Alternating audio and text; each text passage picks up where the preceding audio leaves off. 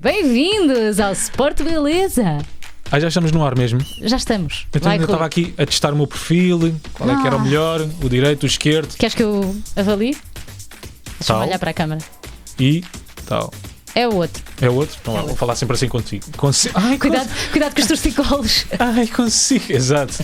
Acabei de dizer consigo, que eu estou tão bad, tão snob. Alô, malta, YouTube, gente, povo, como é que vocês estão? Sejam bem-vindos a esta coisa chamada, que é um videocast ou podcast, nem eu sei bem, mas chama-se Sport Beleza. Basicamente isto é tipo um baby shower. Entre a Sport TV e o Maluco Beleza, mas sem bebê e sem shower também.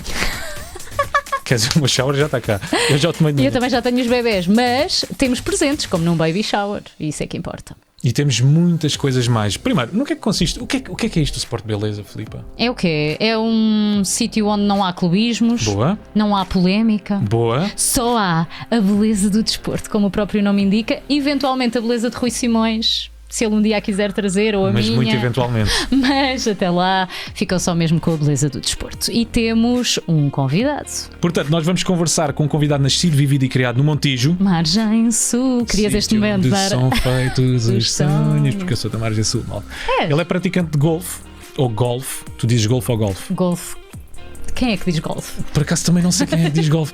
Ele é comentador desportivo na Sport TV e é o mítico, o gigantesco homem que salvou Portugal num campeonato da Europa de 2004. Ele defendeu um dos penaltis sem luvas. Já toda a gente sabe quem é, não é? Ricardo! Grande Ricardo. Aliás, ele é a nossa Madonna. Ele só tem um nome, não é? Ricardo. Toda a gente sabe quem é. Não há apelidos, não há segundos nomes. É o único jogador que é Ricardo. É que eu tenho um amigo Ricardo e se disser Ricardo eu lembro-me de dois. Mas gostei dessa da Madonna. Pronto, o nosso Ricardo. Pronto. Quem é o teu Ricardo? É este Ricardo. Não, é o outro. É mais o outro. É porque é meu amigo. Não estragues isto. Pronto. Bem-vindos ao Sport Beleza. Temos mais coisas. Ainda antes de avançarmos com o programa assim. Dizer às pessoas que temos um super passatempo. Pois é, essa parte é importante. Onde vai ganhar prémios. Temos também o Rui Unas, que ele traz uma rubrica chamada Patrono da Defesa. São as perguntas dos nossos patronos que nós não controlamos, portanto daqui pode sair qualquer coisa. E temos um desafio para o Ricardo. O Ricardo da Filipa. E o meu também, vá. É o nosso. Um colega mistério que neste caso jogou com ele. E nós sabemos quem é. Sim. É atualmente treinador e que vem aqui contar histórias nunca antes reveladas. É treinador atualmente. E portanto vamos lá começar isto. Vamos lá. Em 3, 2, 1... Sport Beleza!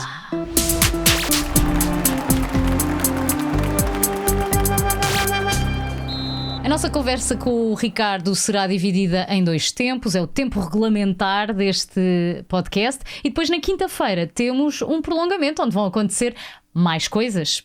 Não podemos dizer quais já. É Foi isso? tudo muito bem explicado. Nem vais Quem não acrescentar percebeu nada. é um podre. Como é que não se pode ter percebido? Ficou tudo esclarecido, tintim por tintim. Alô? Bem-vindo, Ricardo! Alô. Cheguei a tempo, hein? Cheguei a tempo. Consegui, mas cheguei. Muito bem, vieste a correr para estar aqui a tempo. E olha, temos perguntas difíceis para ti. Eu não sei se estás preparado, ainda por cima ouvimos dizer que tu gostas muito, muito de ser sincero nas entrevistas. Vais contar tudo, é isso? Exato. Sim, Okay. tudo o que eu posso. Tudo o que possa, não é? Tudo o que quer, exatamente. Ricardo, conta-me lá uma coisa. Tu começas no Montijo, ainda por cima, como guarda-redes não, como ponta de lança. Mas o que é que te leva a pensar? Bom, eu agora, durante a minha carreira desportiva toda, quero é levar bujardas para o resto da vida. Não... Eu joguei a ponta de lança, também jogava a guarda-redes, por isso é que eu fui para guarda-redes, gostava também. Mas adorava marcar golos. Foi ali numa fase que começou o futebol mais a sério, que é na transição de juvenis para júniores. Íamos para o campeonato nacional, da primeira divisão já na altura, e o meu treinador na altura fez questão de frisar, primeiro na parte pessoal, que ele disse que achava que para ser algo que eu desejasse, ou que eu gostava ser dos melhores, que eu passava sempre o tempo a dizer que gostava de chegar onde via os meus ídolos, e esse lugar tinha que ser à baliza. E pronto, e ficou. Nunca perdendo, ainda joguei alguns jogos a ponta de lança depois disso, mas como é óbvio, aí a mentalização foi sim para ser guarda-redes, que foi a minha paixão e é a minha paixão. Ou seja, se tivesses feito fim de capé para ser ponta de lança, se calhar não tinhas sido o grande jogador que foste. Se calhar tinha dado um bom piloto de automóvel. Muito bom. Mas chegaste a marcar golos ainda ou não? Cheguei. Mas só no Montijo, Cheguei a não é? marcar golos e ainda cheguei a marcar golos nos Chegas do Montijo, um jogo da segunda Divisão B, que foi a minha última época antes de rumar ao Boa Vista, ainda fiz um golo em Montemor. Muito bem. E do Montijo foste para o Boa Vista aos 19 anos. Exatamente. Super novo. Exato. O que é que foi mais difícil nesta mudança de clube, sendo que estavas a entrar num clube que ia competir para ganhar títulos? Naquela altura, ganhar títulos nacionais, refere-se, não é? Sim, sim. Não era esse o objetivo. Ainda estava longe de pensar. Não pensaste que podias Era chegar lá? assim, pensei que podia ir para um clube lutar por objetivos muito maiores, por competições europeias, taça de Portugal, na altura não havia taça da Liga, agora estamos a falar isto em 94, 95, pensar que íamos jogar para título para o Campeonato Nacional era uma utopia para já, porque o Boa Vista nem tinha sequer lá chegado perto. Isso foi-se construindo também, felizmente, com os anos que eu lá tive, com os meus companheiros, isso foi crescendo e essa qualidade foi aumentando.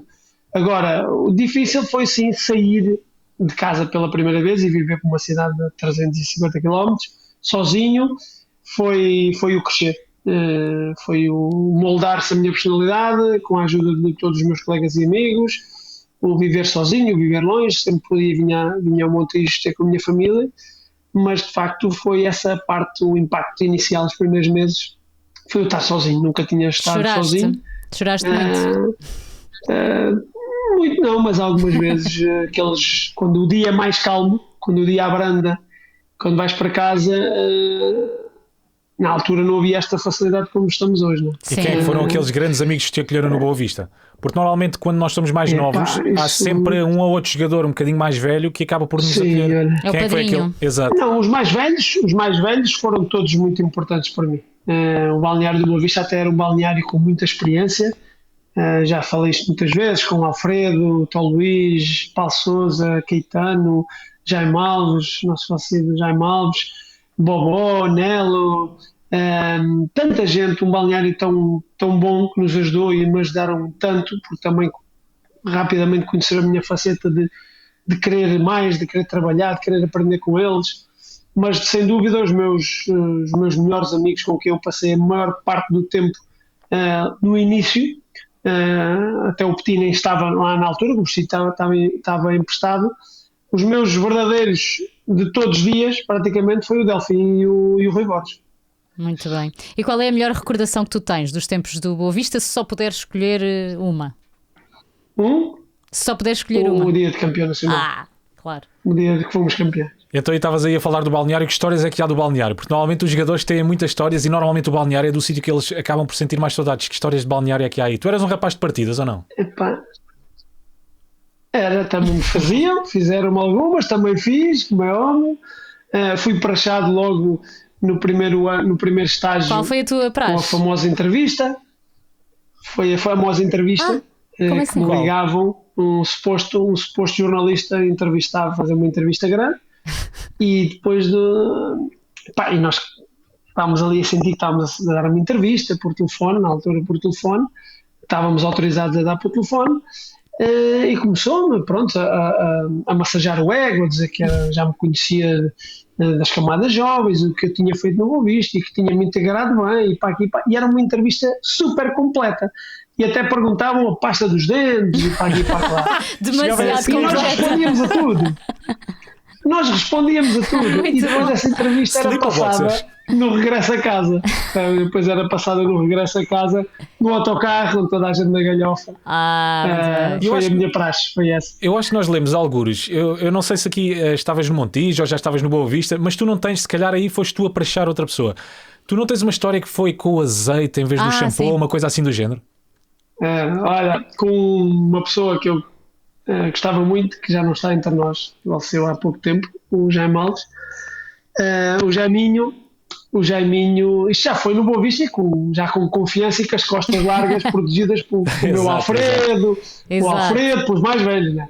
O Jaime Alves tinha a mania, nunca levava nem perfume, nem desodorizante, nem shampoo, nem gel de banho, porque ia ao cacifo dos mais novos, porque os mais novos é que tinham que levar tudo para os mais velhos.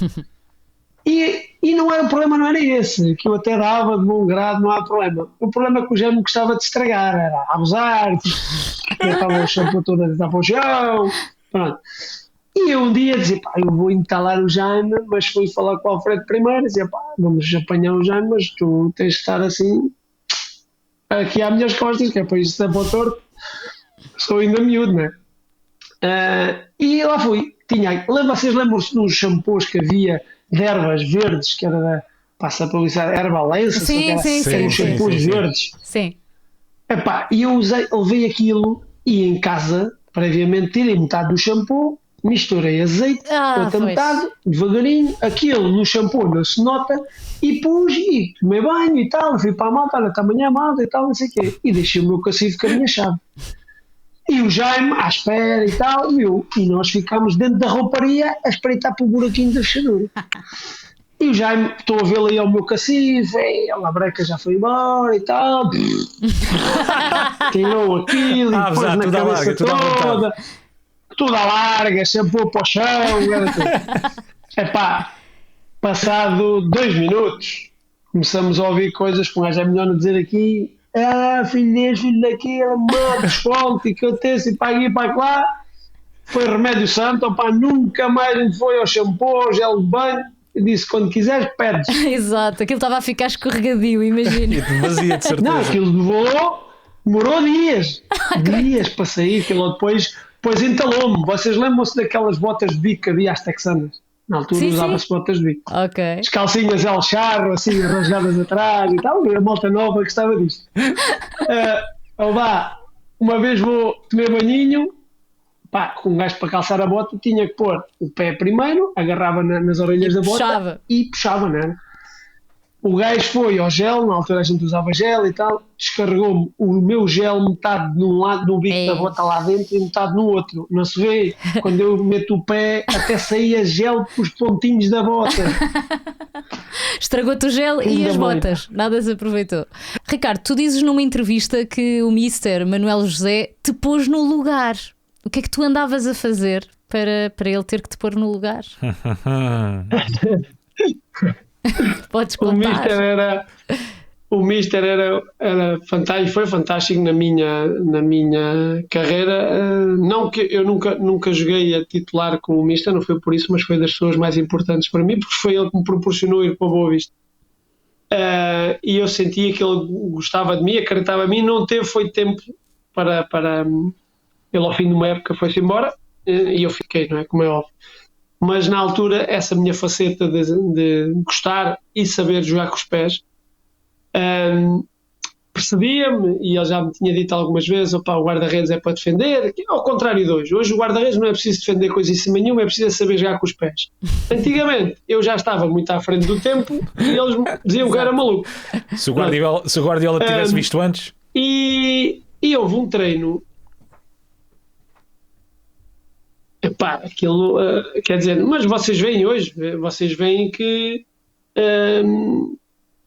o futebol de hoje em dia felizmente caminhou para aquilo que eu pensava. O guarda-redes tem que ser mais um dos jogadores que ajuda na estratégia da equipa. E estávamos a treinar, epá, e eu às tantas estávamos a fazer uma pelada, epá, eu às tantas veio atrasar uma bola e a bola saltou e eu levei um bocadinho mais tempo a dominar. E o avançado, não sei se foi o Nelson Bertolazzi, se foi o Arthur, vieram rapidamente em cima de mim para me pressionar. E eu consigo pôr a bola no chão e à medida que eles vêm eu faço uma cueca a um deles, sai a jogar, mete a bola e ele para o treino. Ó miúdo, vai já para o Montijo, voltas a fazer essa merda. A chamada dura, não é? Como vocês usam no... Aquilo foi. Eu disse ao Mister, não é Mister, é está para a frente. Que era, foi um episódio deste. Ricardo, nós sabemos que a tua transferência para o Sporting foi uma aventura. Aliás, acho que foi por um triz que não foste parar ao Benfica, não é? Parece a história do Eusébio, mas ao contrário. Conta-nos o episódio. Conta-nos o episódio da mala do carro. Vá, passamos isto do Benfica à frente.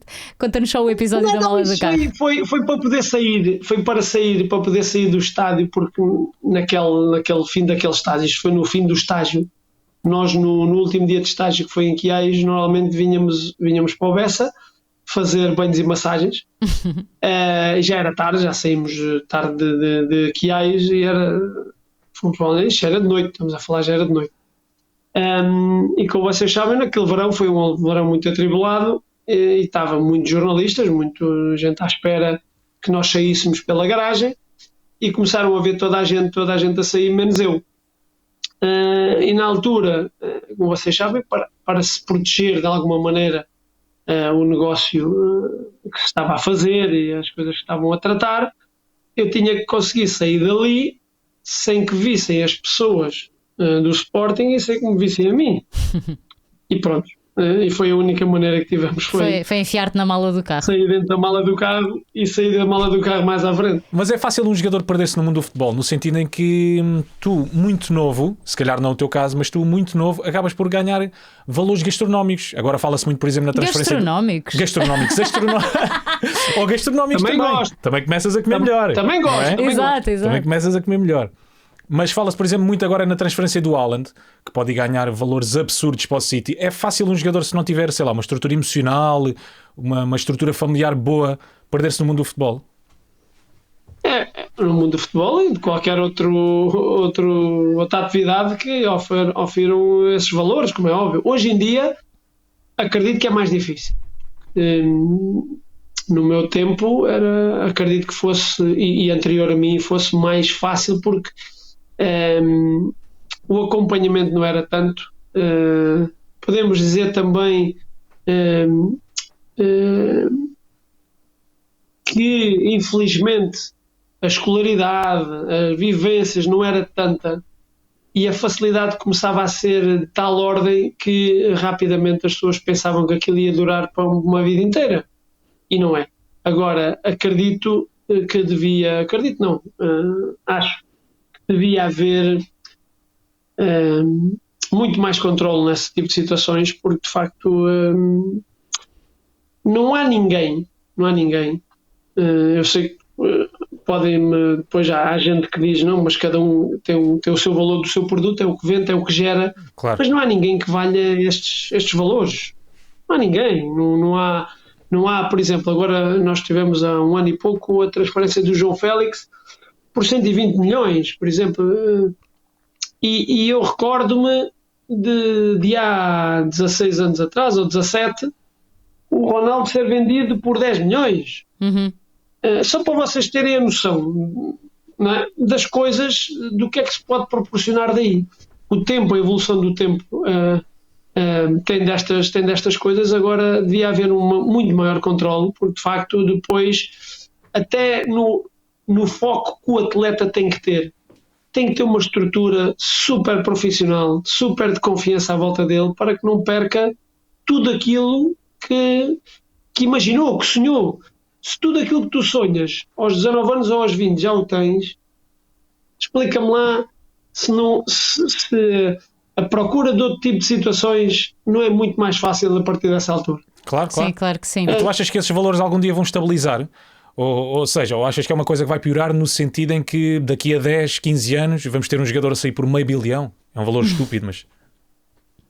Epá, se calhar há 15 anos atrás eu dizia que por 100 milhões só se vendesse um país, sei lá. Hoje em dia, equipa inteira. Hoje em dia, qualquer dia, por 30 milhões ou 40, vai o Paulinho do Sporting, o roupeiro. E por que não? Não é?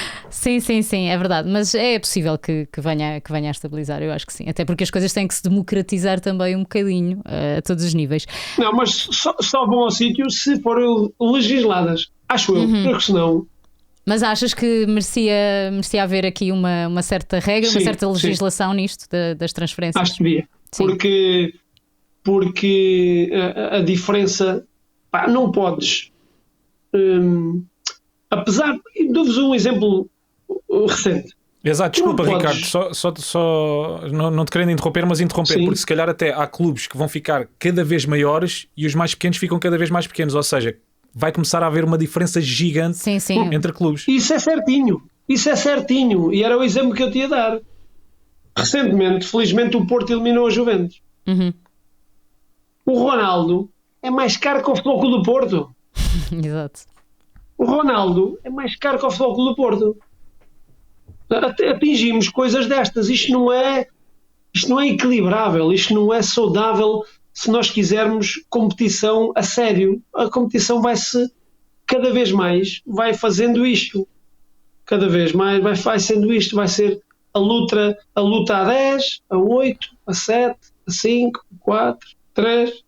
2. O resto é 2 paisagem. ou 1. Tens 2 o caso ou do 1. PSG em França, por exemplo, não é? Sim, que aquilo sim, é sim. quase uma luta a um clube. É muito desigual, é Não muito tem desigual. muita lógica. Não, parece que tem muita não lógica. lutam todos com as mesmas armas.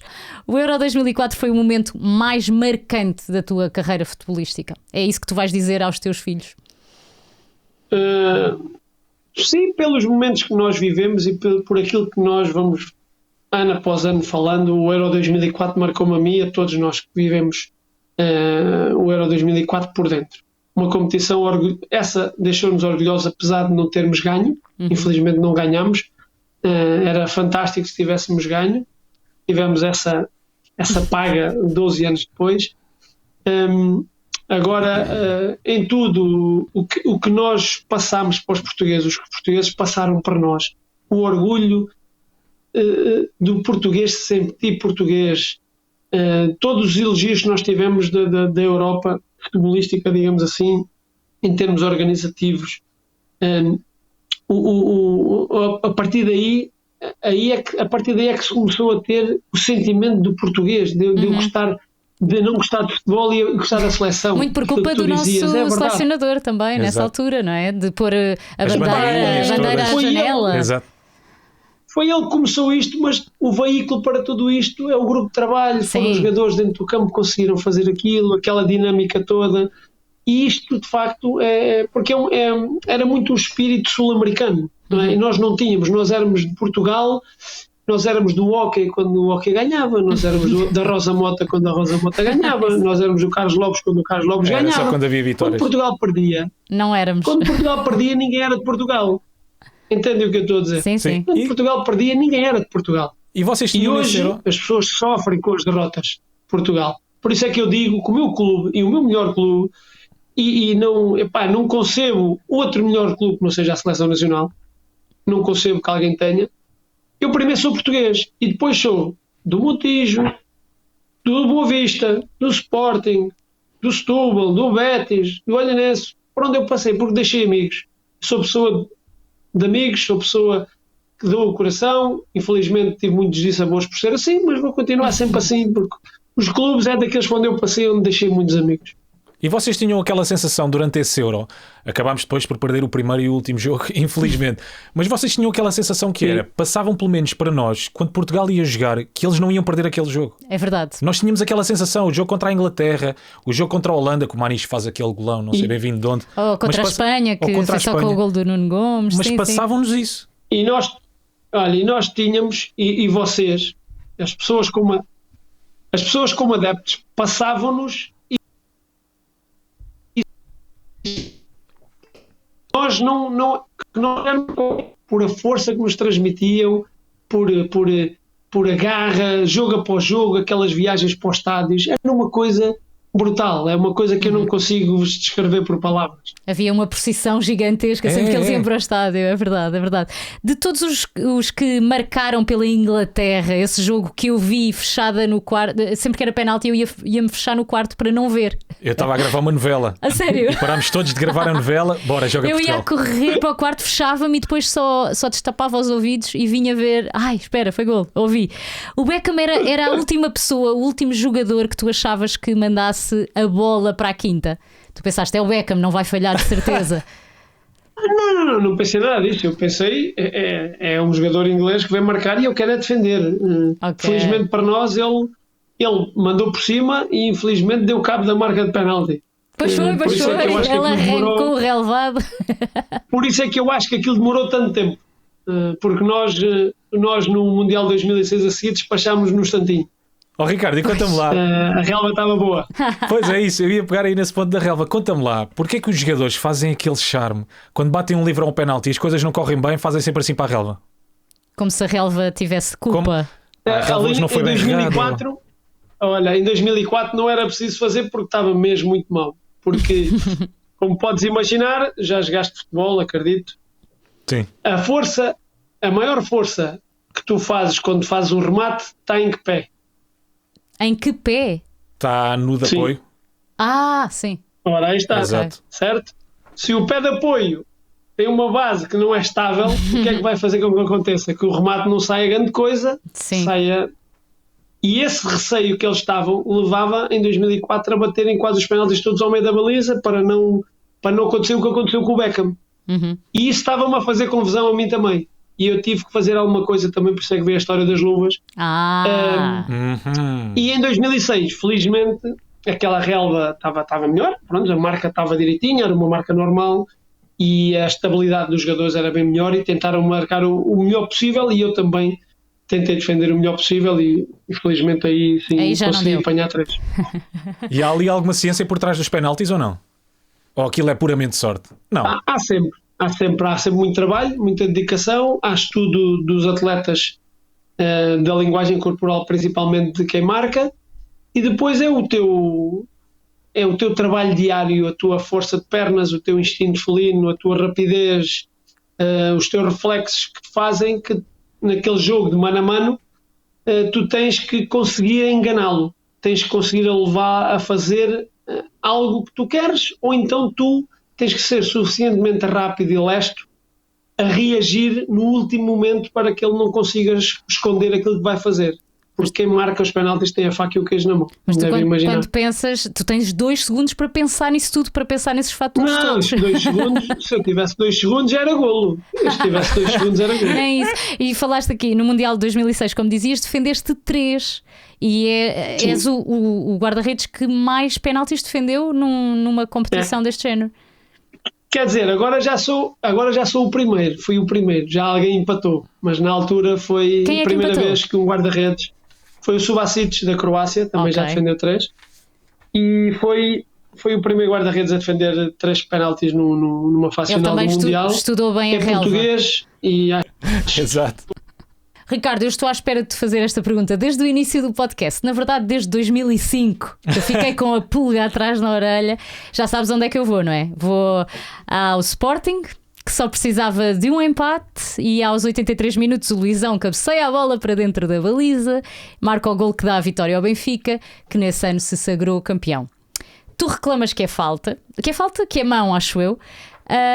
Estamos em 2021, tu ainda achas que é falta? Não. Tu não reclamo fizeste nenhuma. assim, tu fizeste assim. Foi o meu braço, que o Luizão Ai, o teu, projetou era no teu. meu braço para trás. Foi. Olha, nós temos aqui a É assim, imagem. mas Se calhar vamos são ver para tirar a coisas- limpo, não é? Vamos ver as imagens para tirar a limpo? Bora lá. Não, mas são aí olha, mão. este lance era. Imaginem se fosse hoje. Era golo. Era. Quer dizer, não, depende, não Era? sei. Hoje tínhamos o VAR. Não, desculpa. Ele vai à bola, não há Podemos aqui... ver outra vez. Exato. O contacto físico que há, não há contacto. Ele passou à frente do Ricardo. Como é que dizes que não há contacto? Não há contacto, ele passou à tua frente só. Estou a brincar. Não, pá, eu quanto a isso já nem digo. Olha, vês? Não há contacto, vês? Tenho um amigo meu que depois passou durante uma semana o tempo todo a dizer: Luizão é meu pai, Luizão é meu pai. Ficou maluco, ele era do Benfica. Pois, Ficou exato. maluco com o gol de Luizão. Olha, Ricardo, eu acho que podemos ter aqui a opinião de uma De um pessoa que tu quarto-elemento. conheces bem, sim, e que também jogou à bola, portanto ele pode falar com propriedade, que é o Petit. Petit, já estás connosco? Já estou há muito tempo. Alô. muito bem. De certeza que Ainda tens não sei.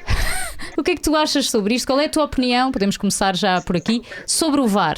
Achas importante ou achas que desvirtua aquilo que é o futebol?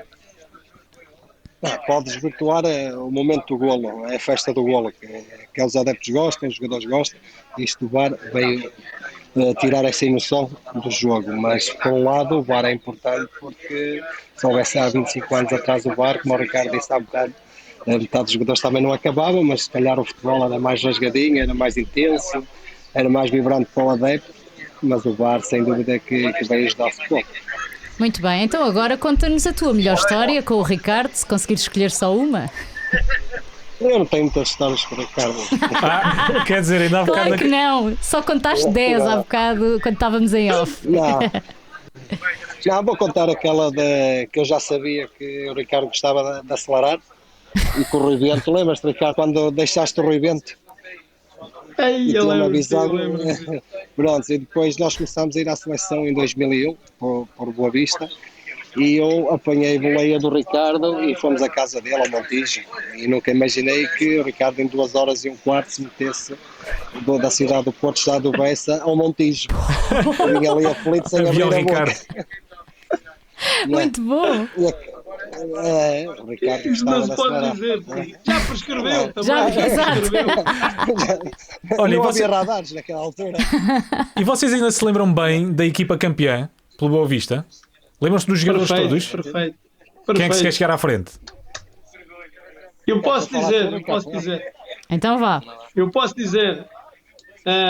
Esse ano começou com o William na baliza, depois entrei eu. Jogava na direita, alternava o Freixo e o Rui Oscar, que é para ele não ficar triste. Na esquerda, o Quevedo. E dois centrais, Pedro Manuel e Litos. Depois tínhamos meio campo, o Tio e o Rui Bento. 2 Eu não teios jogava ao ali, início, dois traves. Hã?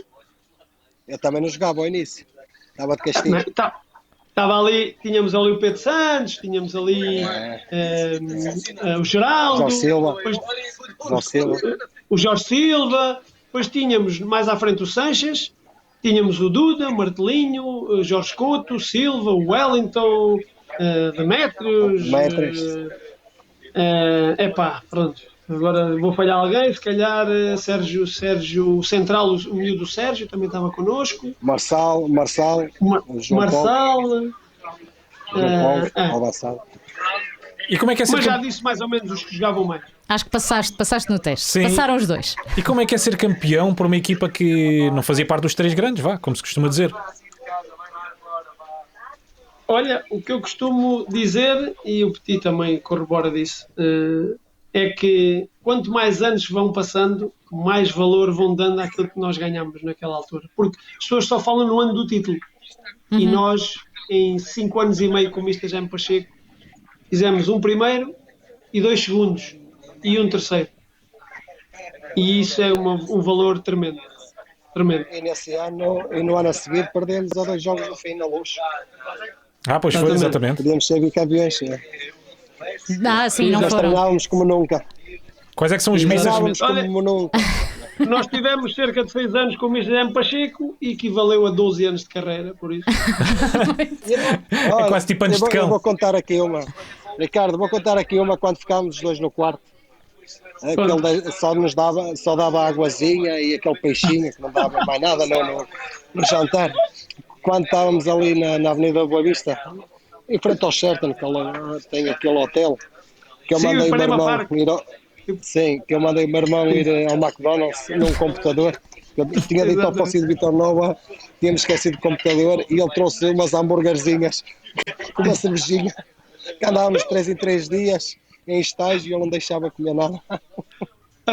Lembras-te que havia a mesa dos gordos? Pois era, e sem quiaios. Havia a mesa dos Quiaios. gordos. Pá. Fantástico. Sofremos muito. Fantástico. Mas tínhamos Sofres um grupo, mais. tínhamos um grupo de trabalho fantástico, com jogadores, equipa técnica fabulosa. E do que é que vocês têm mais saudades? É do balneário ou mesmo de jogar futebol, de estar em campo? Olha, o Petit mata agora mais as saudades, porque o Petit enveredou logo para a carreira de treinador. Infelizmente está a ir para o bom caminho, está a fazer, acima de tudo, está a orgulhar o que é o trabalho dele e os amigos dele, quem gosta dele, que é fantástico. Eu, por mim, como é óbvio, o que sinto mais falta, porque é assim, eu não sinto muita falta do jogo, do jogar. Porquê? Porque eu, enquanto joguei, dei tudo. Sempre fui um jogador que gostava muito de treinar, de me dedicar a tudo. E no dia que eu imaginei abandonar, era para não deixar nada por fazer e não ter muitas saudades do jogo. Tinha muitas saudades dos meus colegas. Tenho saudades do convívio que nós tínhamos das coisas boas, das coisas menos boas, que nos fizeram crescer, que nos moldaram também o nosso perfil. Isso sim, eu tenho saudades. Ó Petit, e já chegaste a treinar algum colega de equipa? Quando regressei da Alemanha, quando acabei a carreira no futebol e vim para o Boa Vista para ajudar, treinei o Ricardo Silva e outros mais, mas era uma relação saudável, porque estávamos num momento difícil ali no Boa Vista e corria tudo bem. E aí o Boa Vista tem esse espírito, e o Ricardo sabe bem, que além de bons jogadores também é muito o espírito do grupo. E eu estou aqui, cada vez me lembro mais histórias do Ricardo. Podes contar, Bora, estamos aproveita. cá, anda cá. Alguma que nunca tenha sido Ricardo, pública. não levas a mal, Ricardo. Tu e o Gouveia. Conta, Avança. Quando fomos a Kiev, penso que foi a Kiev, para a Liga dos Campeões, que estavam a falar de carros, tu e o Gouveia, depois pegaram na caminhoneta no final do jogo, tínhamos perdido 2-1. Pá, poça, que eu pedi desculpa, ainda fui castigado por isso. E bem. O que é que vocês pagaram? Quando fomos ao Fernando a Pé das Lubras, ao Cabritinho, a ver a barca bem. Pois, pagámos o jantar, toda a gente, e bem. Ricardo, saiu de cara. A beber barca velha. Sim, mas a culpa foi minha. Foi a única vez que eu me esqueci. Essa é a maior do futebol. E já me peguei com o Gouveia no autocarro, que ele já não era só daquilo, já era de outras coisas, até durante o jogo. E na altura foi bem aplicado, fiquei porque senti que exagerei, até como é óbvio, o Gouveia não, apesar de estarmos os dois, para haver algum confronto tem que haver no mínimo 2 pessoas, mas eu exagerei naquela altura. E foi uma história daquelas que aconteceram, que nos fizeram crescer, que eu não me orgulho, mas que acontecem no grupo de trabalho. E só um grande grupo de trabalho e só grandes caráteres é que conseguem transformar isso em coisas boas no grupo. E foi o que aconteceu. Ficámos muito mais fortes, e mesmo eu e o Gouveia, ficámos muito mais... o enlace é sempre muito mais forte depois. Porque se tivesse um grupo de trabalho onde as pessoas não remam todas para o mesmo lado, são coisinhas destas que rapidamente fragmentam um grupo. E nós tínhamos um grupo e estávamos num clube que é marcado por isso. Tem que se apaixonar por aquilo que se faz, tem que ser apaixonado, temos que agarrar-nos muito ao espírito de sacrifício, à raça, e juntando qualidade. Tudo é melhor, tudo é mais fácil. De todas as equipas onde estiveste, foi no Boa Vista que sentiste mais essa raça? E Petit, também podes responder esta pergunta. Epá, eu sou o Petit que cresceu ali e eu estive lá há quase 10 anos. Foi o clube onde eu joguei mais tempo, foi o clube que me moldou, foi onde eu fui miúdo e saí homem. Para mim foi muito, muito importante a relação com os mais velhos, o respeito que nós tínhamos, aquilo que eles nos ajudavam porque sabiam que nós estávamos ali para querer ajudar também, para querer evoluir, sem faltar ao respeito a ninguém. Mas é um clube marcado por essa luta, por esse fazer das tripas coração, e por isso é que chegou onde chegou e por isso é que está de pé. Hoje em dia as pessoas já não se lembram do que tentaram fazer num clube centenário. O Boa Vista está de pé graças àquelas pessoas. Há muita gente que ajudou, sim senhora, mas o Boa Vista está de pé porque tinha um estádio e graças a muitas pessoas que tiravam do seu tempo e do seu quinhão de casa para dar àquela gente que lá estava a trabalhar. As pessoas não têm essa noção. Petit, queres responder também?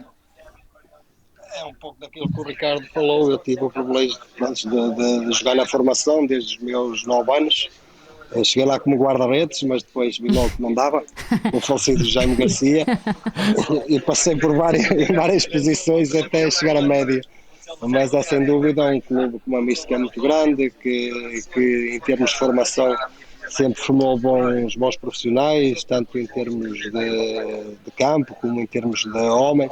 Eu lembro-me bem que tive 5 anos e tive 1 ano na tropa, quando andei a rodar até chegar à equipa que foi campeão, e é uma geração de jogadores que saíram dali fruto do trabalho do Major e depois do seguimento do João Loureiro, porque era um clube místico onde que a formação era a base daquilo que era o sustento do futebol profissional. Penso que isso, o Boa Vista, ao longo de 15 anos, e começando também no Manuel José, como o Ricardo falou, O Petit estava aqui a falar no Major de Valentim Loureiro. Tu lembras-te da tua contratação para o Boa Vista? Perfeitamente. Tu contas uma história do género, vocês foram almoçar, estavam ali a discutir valores em cima da toalha de mesa e no final, quando chegaram ao acordo do valor, ele rasgou esse papelinho e depois quando vocês foram assinar o contrato, ele tinha esse papelinho com ele. Uma coisa assim do género. E batia tudo certo, não é? Eu vou-vos dizer, eu fui assinar contrato, não fui assinar o contrato ali, mas fomos ali, não era a falar de valores só, não tem nada a ver com isso, que isso era na altura com o empresário que me tratou daquela, ok. que era um senhor, não era meu empresário, era empresário, foi ele, amante do Manuel José, que me foi buscar e tratar das coisas. Mas eu tive esse almoço no restaurante, por trás do hotel do Henrique, que era um restaurante da irmã do Sr. Reinaldo Teles, de quem tinha uma relação muito boa. E o Major gostava muito lá ir, eu estava lá com ele e depois até apareceu o Pinto da Costa, mais tarde, estávamos ali e na conversa, então agora vêm trazer os bons, trazem para o Boa Vista em vez de não trazerem para o Porto, na altura. Foi coisas giras. E o Major começava a escrever nos guardanapos de papel que estava ao lado dos talheres, com o prato, sim. aquele papel. E estávamos a falar, o que é que os anos de contrato, o que eu queria ter, onde é que eu ia viver, se era com alimentação, se era sem alimentação na altura, com isto, ia escrevendo. E depois lá começávamos a discutir e tal, então este papel já não manda nada. E esse papel que estava escrito, ele agarrava e mandava para o chão. Fazia outro de novo. E fazia outro. Muito bom. E os papéis ficavam lá. Mas uma coisa é certa, tudo o que lá estava no que ele escrevia, era certinho. Acontecia. Foi certinho, não falhava nunca nada. Era uma das coisas que, aliás, salvo a última época nossa, que foi muito difícil, por todas as dificuldades que o Boa Vista teve, o Boa Vista era ponto de honra, pagamentos ao dia 5 e prémios de jogo à sexta-feira, durante todos os anos. Nunca falhou. E se atrasasse, se algum pagamento fosse à sexta-feira e não houvesse tempo para assinar os cheques todos, naquela altura eram em cheques, vinham pedir desculpa, parecia que tinha falecido alguém. Era assim que o Boa Vista funcionava e foi assim que o Boa Vista conseguiu chegar onde chegou também. E é com estas memórias boas do Boa Vista que nos despedimos do Petit. Petit, muito obrigada por ter estado connosco e por partilhares estas histórias com o Ricardo. Muitas mais estão por contar, sabemos, mas não temos tempo para todas. Até à próxima, obrigada. Um abraço, Petit. Obrigado, prazer foi meu. Um abraço. Beijinho. Tchau, um abraço. Tchau. Obrigado. Nós agora vamos passar a uma rubrica que todas as semanas temos aqui no nosso podcast Sport Beleza. O tema todas as semanas é diferente, não é? O nome da própria rubrica muda. Exatamente. Qual é que é o de hoje? É bastante pateta, não fomos nós que inventámos este nome de certeza. Onde é que está o nosso guionista? A gente já o apanha. Um domínio de bola de perder a cabeça. É o nome da rubrica de hoje. Bora lá, vamos ver o vídeo. Vamos lá, aqui no cantinho. Olha lá, que excelente Não, mas domínio calma, de há aqui bola. várias coisas. Domínio de bola de perder a cabeça é o nome da rubrica, mas eu julgo que não é bem a cabeça que ele perde. Repara, é uma espécie de capachinho. Perde ali qualquer coisa assim. Não sei o que é. Bem, se ele for assim tão bom com as mãos como é que os pés. Sabes o que é que isto me faz lembrar? Ele parece que queria mostrar também aos jogadores. Espera aí que eu também sei. Isso é tão típico, não é? Sim. É Eu um também clássico. consigo fazer aqui a minha bela finta. Isto é um cabrito, eventualmente. Sim, é isso mesmo. Foi mesmo de perder a cabeça. Ou como diz a Filipe, ou capachinho, nunca vamos saber. Bem, vamos voltar ao Ricardo? Vamos lá. Ricardo, continuamos aqui agora com perguntas um bocadinho mais pessoais. Tu eras bom aluno na escola. Como é que os teus pais ficaram quando tu lhes disseste eu quero ser jogador da bola?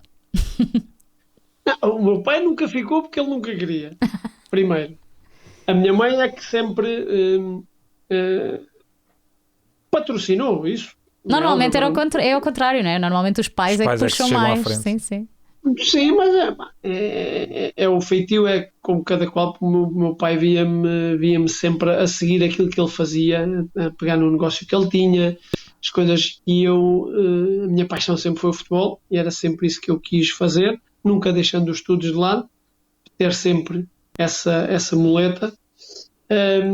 Mas o meu pai só começou, e depois passou a ser ao contrário, né? Passou a ser o maior fã, o meu pai. Porque isto passa-se ali muito rápido. O meu pai começa a ter a noção quando eu sou júnior, ainda tenho idade de júnior, e começo a jogar na primeira equipa, na equipa profissional do Clube Esportivo de Montijo, Na altura jogava na segunda Divisão B, só havia segunda Divisão B, não havia Liga de Honra ainda. E o meu pai, sendo o Montijo uma terra naquela altura mais pequena, toda a gente se conhecia, e ao meu pai, se ele fosse ao lado do Papa, não sabiam que era o Papa, sabiam que era o meu pai. Só para vocês imaginarem, eu roubava de vez em quando a moto, andava sem carta, e os polícias vinham-me dizer: olha que eu vou dizer ao teu pai. Exato, toda a gente o conhecia. Pronto. Não, é que a polícia não multava, diziam que ia dizer ao meu pai.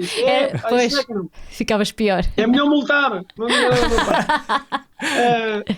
E o meu pai, esperto, fino como um alho, entrava no estádio 10 minutinhos depois de ter começado, né? Quando a malta já está toda sentada, tudo no estádio, e saía sempre antes de acabar. Para quê? Para que ninguém o visse ali dentro e me viesse dizer, mas já havia sempre alguém que o via a espreitar para ver o jogo, e foi aí que ele começou a capacitar que era aquilo que eu queria. Felizmente esse ano correu muito, muito bem, e no fim dessa época logo tive muitos interessados na minha transferência, e acabei por escolher ir para o mais longe possível. Tive várias ofertas para ficar perto de casa e não quis apostar na minha carreira, quis ir para um clube que já era um grande do campeonato nacional, sempre presente nas provas europeias, e que eu sabia, na cidade onde estava, sabia a cultura, conhecia os jogadores, conhecia a mentalidade do treinador também, e encaixava-se na perfeição naquilo que eu queria e naquilo que eu sou. E foi assim que eu decidi. E como é que se mantém uma relação? Tu namoras desde os 8 anos com a mesma mulher. Como é que se mantém esta relação? É mesmo.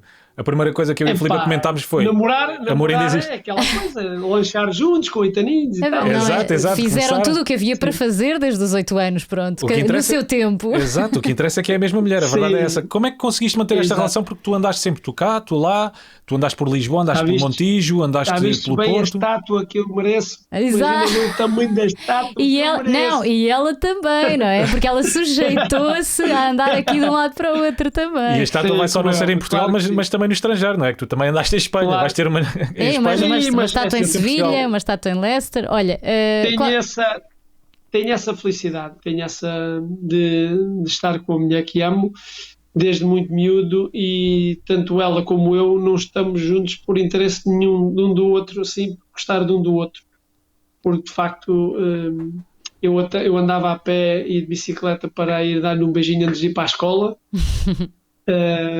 E ela fazia igual, e nós estivemos sempre juntos. Eu fui para o Porto sozinho, que ela ainda estava a estudar, depois entrou para os quadros da Câmara Municipal do Montijo, e víamos aos fins de semana, quando era possível, ou quando eu ia para baixo ou quando ela vinha para cima. E depois já começámos a viver juntos permanente da minha transferência para o Sporting. Aí vim para casa, e aí foi quando nasceu também o nosso Tiago, nesse ano. E pronto, foi a partir daí, a vida conjunta começou a partir daí. Depois vamos para o Sporting, vamos para Sevilha. O meu filho era um espanhol autêntico, o Tiago, o mais velho, porque começou na escola em Espanha já. Era mais espanhol que português, ele falava tudo espanhol. Hoje em dia é rara a palavra que sabe dizer, mas de facto tem coisas engraçadas. A minha família só não me acompanha nos meses que eu tive em Leicester, porque eu na altura os meus filhos já estavam a estudar, já tinha mudado de colégio, já tinha vindo de Espanha para Portugal, e eu na altura não os forcei a isso, e fui para a aventura sozinho. Iam lá quando podiam. Na altura foi Carnaval, foi Páscoa, foi tudo, e depois infelizmente quando estávamos a preparar para ficar, foi quando eu parti aqui de cabo da cromo clavicular, e pensava que tinha a carreira acabada ali, e vim-me embora para Portugal.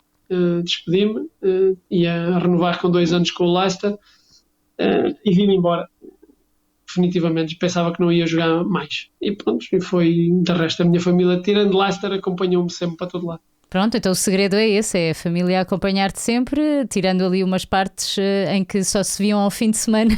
Eu acho que é esse o segredo. A família também acabou por fazer parte da tua carreira, não é? É um pilar fundamental, o apoio da tua mulher, dos teus filhos também. Eu sou assim, eu sou de família e amigos. Eu costumo dizer, nós temos família que, se pudéssemos trocar, trocámos por alguns amigos. Acho que toda a gente. Mas eu sou muito de afetos com a família, sou muito de afetos com os amigos, gosto gosto de estar rodeado de pessoas porque é aquilo que nós levamos, é a minha maneira de ser. Sou divertido, sou extrovertido, gosto de... Mas esse é o lado mais difícil do futebol, Ricardo. Ou seja, a vida que tu acabas por não ter, a vida normal neste caso. É. As coisas, por isso é que eu estou a dizer, as coisas normais que nós dizemos, para nós é sempre segunda-feira. Enquanto tu jogas futebol é sempre segunda-feira. Sim. Se reparares, quando há folgas é para se fazer alguma coisa que tens para fazer, ou compromissos publicitários, ou compromissos pessoais ou familiares, outras coisas, porque o resto ou passas a treinar ou em estágios, ou em hotéis, ou em aviões, ou em comboios. E mesmo nas folgas não podes ir para a festa, não é? Pois é, que a folga não é bem uma folga, não é? Exato. Podes ir, eu sempre fui QB. Não, eu não sou daqueles que digam eu não ia. Não, isso é mentira. Quem disser isso é mentira, é mentiroso. Porque as folgas servem também para isso. A cabeça tem que limpar. Agora, quando eu digo eu ia para a festa e nunca viu nenhuma notícia minha que o Ricardo foi apanhado com álcool, por exemplo. Nunca. Porque eu sempre me diverti a ver água. Divertia-me a mesma. Eu via o meu copo aqui ou lá, mas sabia até onde é que podia ir e sempre me diverti. A mim faz-me confusão, principalmente hoje em dia, a malta nova só é diversão se estiverem alcoolizados. Isso faz muita confusão. Pá, isso não é brincar, pá, isso não é usufruir da noite. Usufruir da noite é acabar no hospital. Então tu eu tive uma conseguiste... experiência dessas na minha vida. Uma com 18 anos. Jurei para nunca mais. Então tu Mas só para dizer o que estavas-me a perguntar. Sim. Eu vejo futebol, nunca deixei futebol. Na parte que me ocupa agora a minha vida profissional, como sabem, estou na Sport TV, não é só a obrigação, é o gosto. E agora abrange muito mais coisas, vejo muito mais coisas, tenho que estar acompanhado rapidamente de tudo. E por isso o futebol é a minha vida, há de ser a minha vida, e é por isso que nós estamos aqui a falar, porque o futebol é a minha vida, senão não estava aqui. E não pensas ligar-te ao futebol de outra forma, sem ser como comentador? Ou seja, estar inside, mais uma vez, ou ser treinador de guarda-redes, ou montar uma escola? Neste momento estou a tirar o curso de treinador. Muito que bem. Era coisa que muita gente pensava que eu já tinha tirado, mas como eu disse, quis tirar algum tempo sabático do futebol, desligar-me do futebol durante uns anos após o meu fecho de ciclo, digamos assim. Agora vejo-me ligado ao futebol, gosto muito daquilo que estou a fazer, gosto muito e muito orgulhoso daquilo que nós conseguimos ali com uma equipa, eu, o Cheinho, o Simão, o Miguel Prates e toda a equipa que rodeia este nosso programa. Temos um orgulho enorme naquilo que se transformou, pela seriedade, pelo conteúdo que passa para quem gosta de futebol. Isso deixa-nos muito orgulhosos, todo o feedback que nós temos, e isso alimenta-nos o ego e obriga-nos a dar sempre mais e a ser aquilo que somos, sérios e coerentes com aquilo que dizemos. Agora vejo-me ligado ao futebol, quer na parte de coaching, digamos assim, porque ser treinador muitas vezes é mais importante, se calhar, ser um treinador adjunto, estar ligado ou fora de uma equipa técnica em ligação com administrações, com a administração de um clube. Vejo porque acho que tenho esse perfil e tenho muitas coisas para aportar e para aprender e para dar a aprender também. Nós já percebemos que tens imensos perfis, na verdade, porque tu te lançaste no ramo do imobiliário. Que inusitado. Tu achas que hoje em dia é mais difícil vender uma casa ou defender um penalti? Olha, defender penaltis dá muito mais trabalho. Isso é muito mais difícil. Ok. É muito mais difícil. Agora, foi uma parte que como devem imaginar, que não tive formação de qualquer nível. É assim pelo gosto de arquitetura, construção, que eu sempre tive, sempre gostei muito dessa parte. E na altura um amigo meu, o Sérgio, lançou-me um desafio: porque não abrir um espaço imobiliário, uma agência imobiliária. Porquê? Porque podes fazer a tua vida continuar e deves continuar a fazer a tua vida normal, sem estar presa em nenhum sítio, porque de facto eu sou o veículo motor de tudo isso, o meu telemóvel, por exemplo.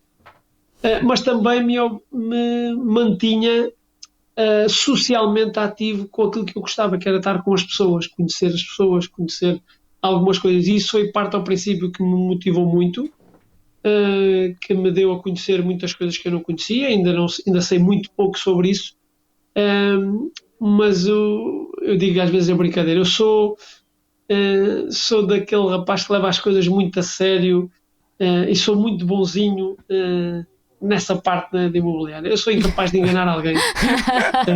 E que infelizmente neste mundo há muita gente a fazer isso, promove esse tipo de situações, coisas menos limpas, menos claras, a enganar, a passar por cima do que quer que seja, ultrapassam valores que para mim são inultrapassáveis, e por isso aos poucos vou-me desligando, nunca perdendo o contacto para aquilo que os meus amigos precisam. Estou aqui para os ajudar e não deixar que os enganem, mas aos poucos vou deixando isso de parte, porque de facto é um mundo onde eu não me revejo muito. Então quando quisermos comprar uma casa é com o Ricardo. Olha, sabemos que não vamos ser enganados. Falar contigo, Se quiserem ajuda, muito bem. Se quiserem a minha ajuda, garanto-vos encontrar as coisas melhores e garanto-vos, pelo menos por mim, não vou ser enganado de certeza absoluta. Muito bem. E também já fizeste o papel de agente imobiliário ou não?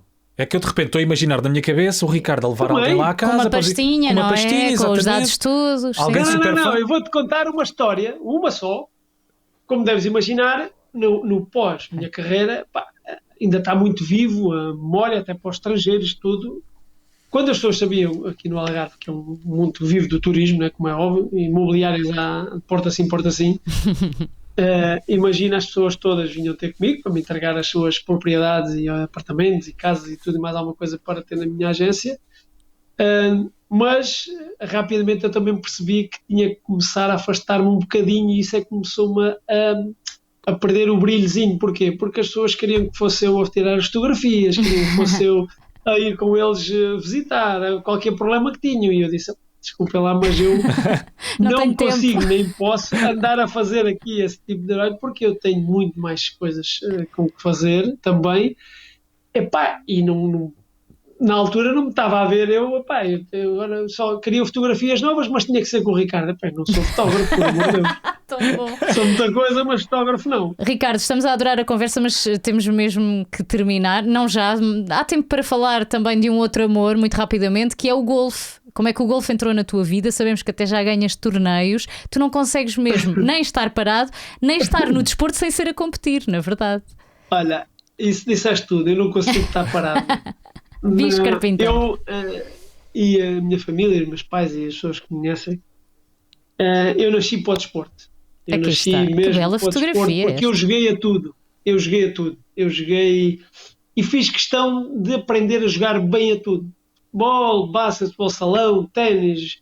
E o último desafio, que para mim é o mais difícil, e é o desporto ou o jogo, como queiram chamar, que podes acompanhar até ao fim da vida e é compatível com todas as atividades profissionais que possam ter todas as pessoas, que é jogar golfe. Boa.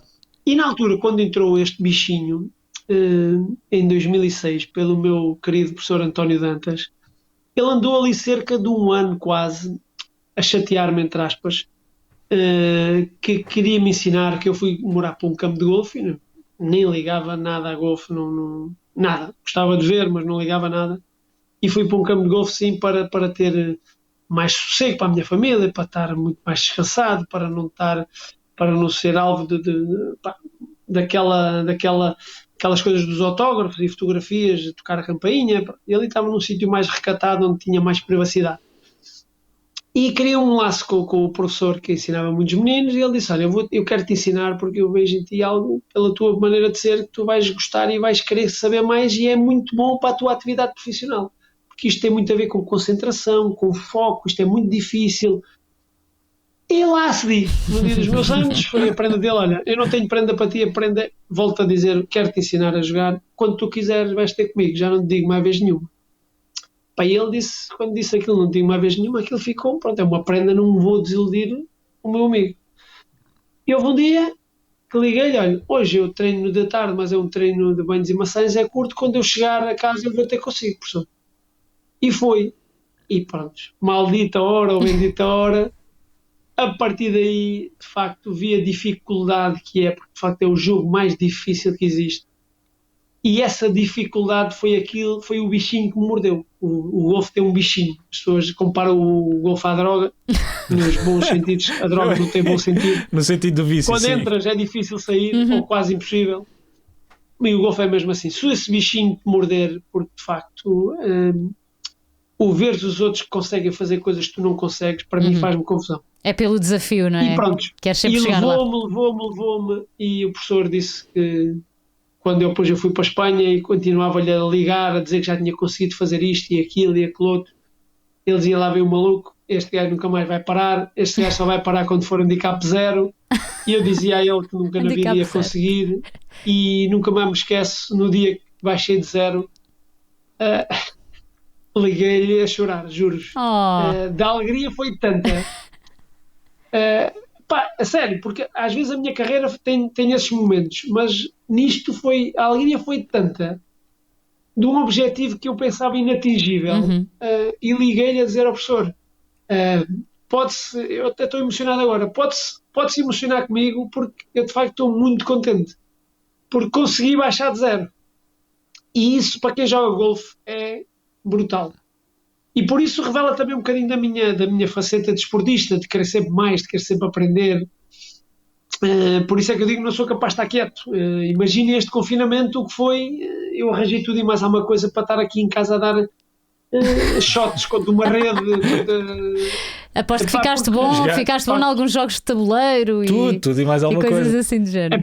Jogámos a tudo. Olha, no jogo do Party & Company, já sei os cartões todos de Copa atrás de uma frente. Tens que fazer novos. Olha, Ricardo, não é preciso fazerem perguntas, é só dizer o início e eu já sei. Sabes o resto. Em que outros desportos ou imóveis queres tu pegar no futuro? Não, desportos não. Eu tenho os meus desportos de eleição, que é o futebol, que é a minha vida, e o meu hobby, que é o golfe. Gosto muito de jogar pádel também me pus a jogar pádel numa determinada parte. É um vício, pádel é um vício. Entrou-me o vício, puseram-me a jogar, rapidamente cheguei a nível 2 e nem sabia o que era isso. Entrei num torneio e fiquei em segundo lugar com o meu parceiro e a malta ninguém queria acreditar.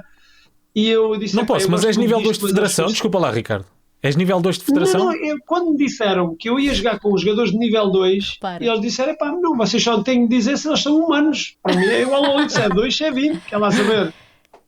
E eu não sabia ideia, não fazia a mínima ideia quantos níveis havia, ou agora já sei que há 4 e tal, não sei o quê, mas eu comecei a jogar por prazer, por divertimento. Depois tive lá um amigo que era professor do meu filho que deu-me umas aulas. Eu comecei a jogar com ele, com o meu amigo Jorge, convidou-me para jogar um torneio, que era para a gente ser eliminados ao princípio, um torneio que veio gente de todo o país aqui no Algarve, e nós ficámos em segundo, perdemos no tie-break, afinal. Eu disse: eu gosto muito disto, mas eu ao fim de semana não deixo de jogar golfe com os meus amigos para jogar pádel, desculpem lá. Mas pronto, o pádel vamos ter que combinar um jogo um dia destes então. Quando quiser, só preciso de 10 minutos, passar 10 minutos o chip troca e já está.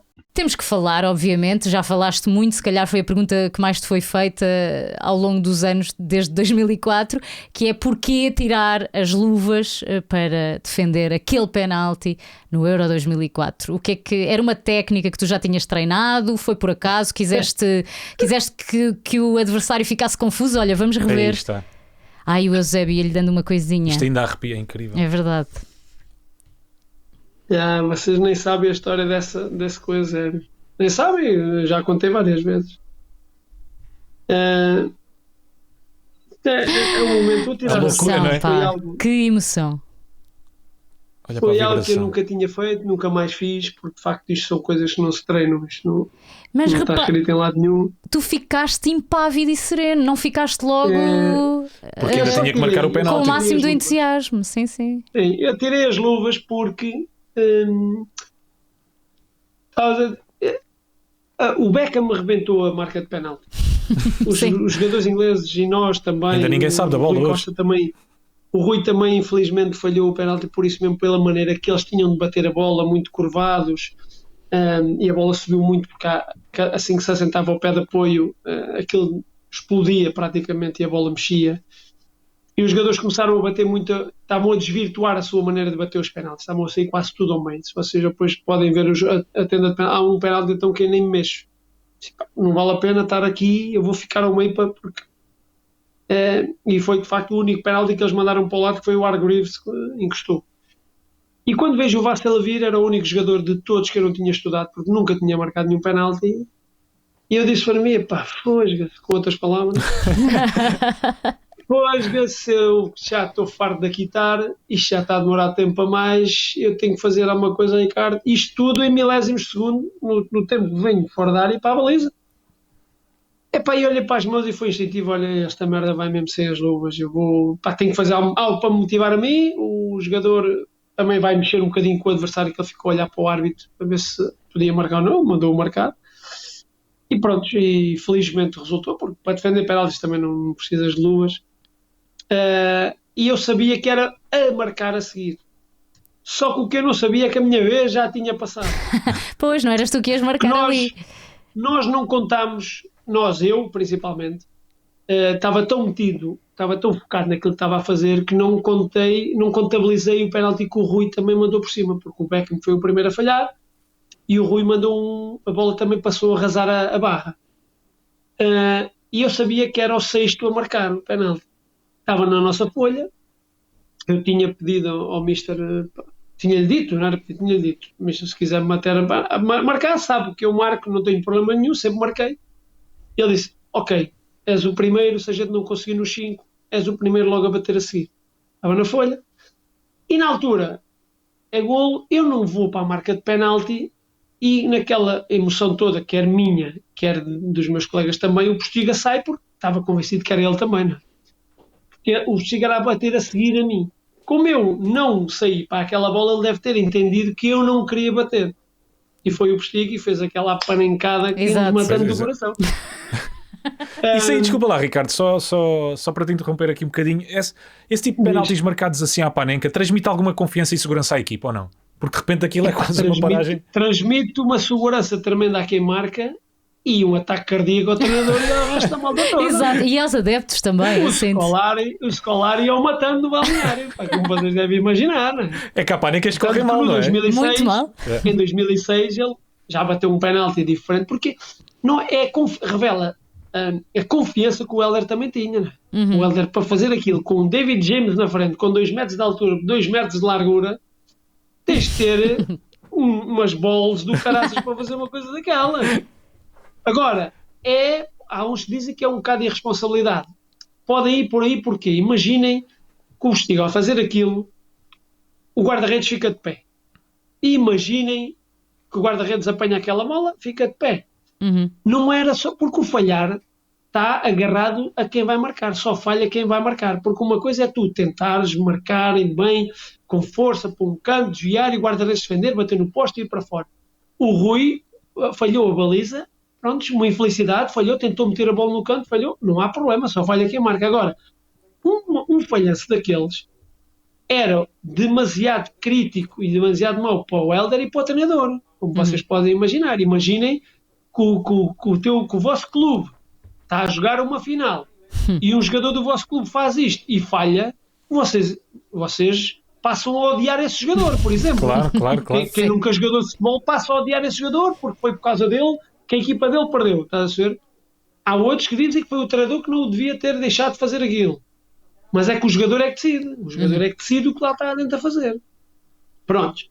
Levando a isto, o Helder faz aquilo, eu tiro as luvas, defendo o penalti, já vinha o Nuno Valente, que o Nuno Valente era o 8º a bater. O Nuno Valente vinha-me devagarinho e eu faço sinal ao Nuno a dizer, Nuno, calma, sem problema que sou eu. E o Nuno foi com uma alegria para trás também. O Nuno a respirar de alívio. Vinha assim, com o cozinho assim, me devem imaginar, todo apertadinho, essas duas molosas. Mas é um momento duro. Ao contrário, tu vinhas com a confiança toda, por teres defendido o penalti. Eu, a partir do momento em que defendesse, para mim marcar era igual ao litro. Exato. Porque felizmente, a confiança que eu tinha sempre nas coisas que eu faço era grande. E felizmente penaltis nunca tinha falhado nenhum, nunca falhei nenhum desde que comecei a marcar nos meus tempos de juvenil. E tinha essa confiança, sabendo que tinha um armário pela frente, um David James grande, que luta entre guarda-redes é diferente entre um jogador. E conseguem ler-nos muito melhor também. Agora, eu, dado a potência do remate que tinha, a colocação, naquele momento onde estava, eu disse, depois de fazeres isto, o único sítio onde a bola vai parar é dentro da baliza, não há outra hipótese.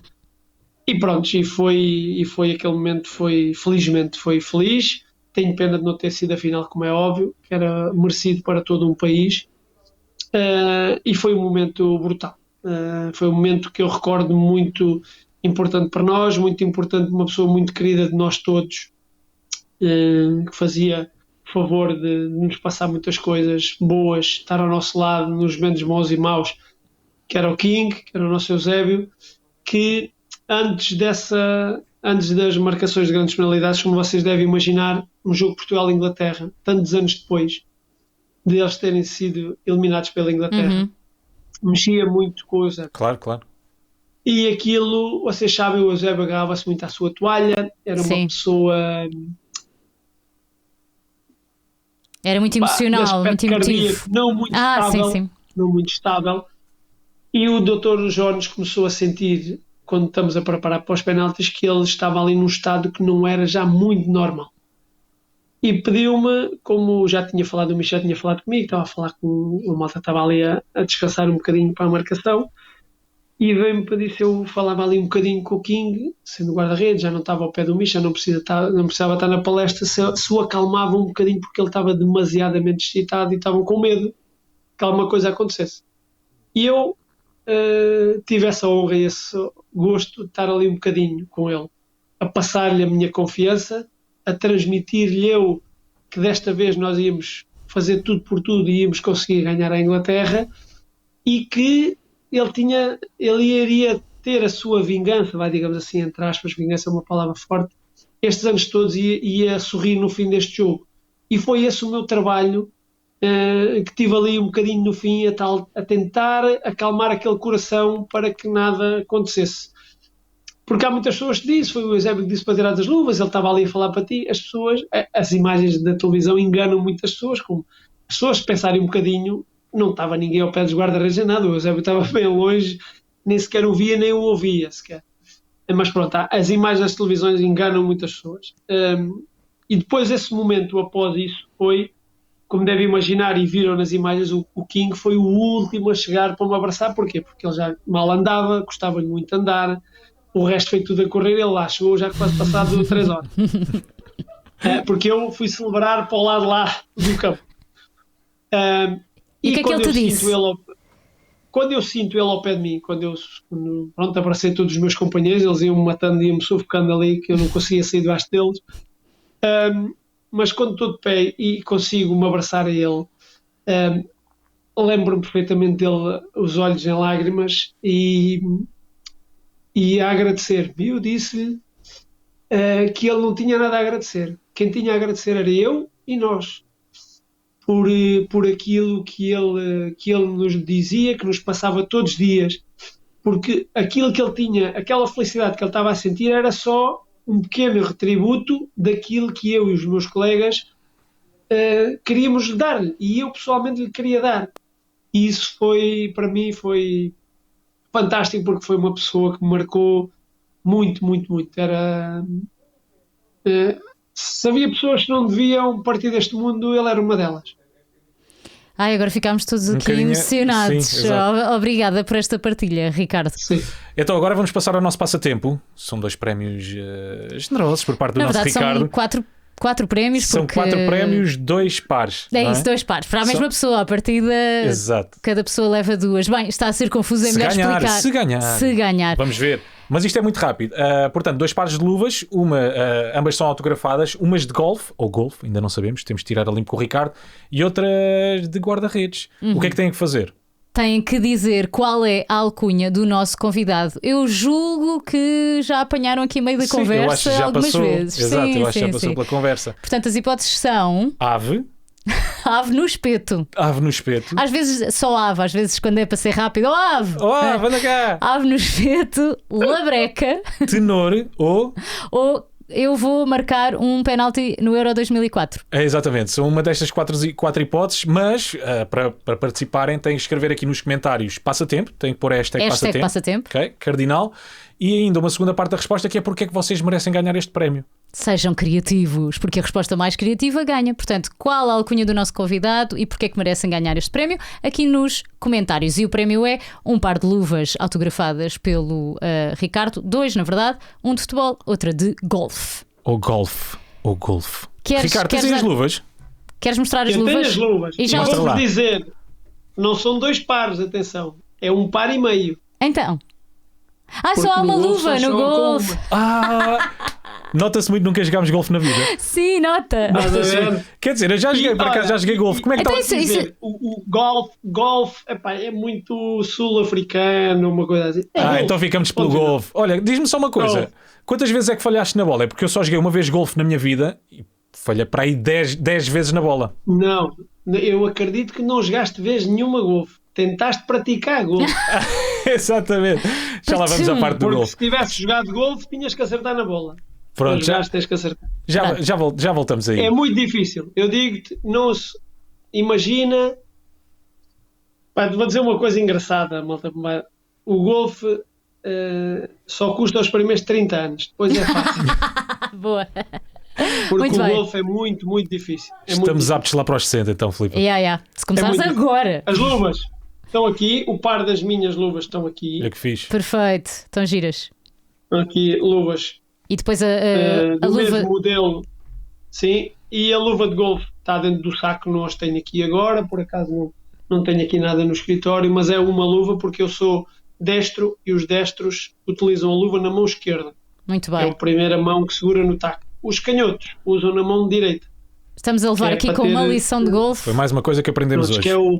que é melhor para fazer o grip que é pega, é para o taco não fugir. Para estar a luva, lá está. A luva para ter maior aderência, como as luvas de futebol, é melhor. Há quem não jogue com luva nenhuma. Por isso é que eu digo que as luvas são relativas, tanto no futebol como no golfe.